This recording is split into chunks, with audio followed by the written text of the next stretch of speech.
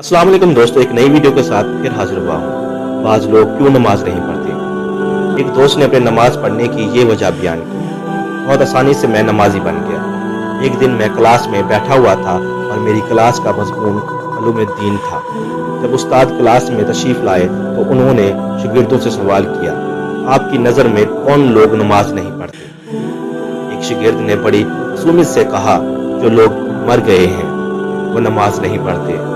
दूसरे शागिर्द ने शर्मिंदगी से जवाब दिया, जिन लोगों को नमाज पढ़ना नहीं आती। तीसरा बच्चा अपनी जगह से खड़ा हुआ और निहायत ही मकबूल जवाब दिया, जो लोग मुसलमान नहीं हैं वो नमाज नहीं पढ़ते। इसी तरह एक और बच्चे ने जवाब दिया, जो लोग काफिर हैं वो नमाज नहीं पढ़ते। इस तरतीब से पांचवें बच्चे ने जवाब में कहा, जो लोग अल्लाह से नहीं डरते वो लोग नमाज नहीं पढ़ते। तमाम शागिर्दों ने अपने नजरियात बयान कर दिए, लेकिन मैं सोचों में डूब गया कि मैं इनमें से कौन सा हूँ। आया मैं मर गया हूँ? नहीं तो क्या मुझे नमाज पढ़ना नहीं आती? आया मैं मुसलमान नहीं हूँ? अल्हम्दुलिल्लाह के हूँ। क्या मैं अपने परवरदिगार से नहीं डरता?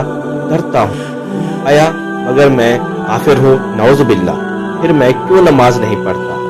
मैं अपने आप से कहने लगा, अगर कब्र की पहली रात मुझसे सवाल किया गया कि तुम जिंदा थे, नमाज भी आती थी, मुसलमान भी थे, अल्लाह से डरते भी थे, फिर भी तुमने नमाज क्यों नहीं पढ़ी? मेरे पास क्या जवाब है?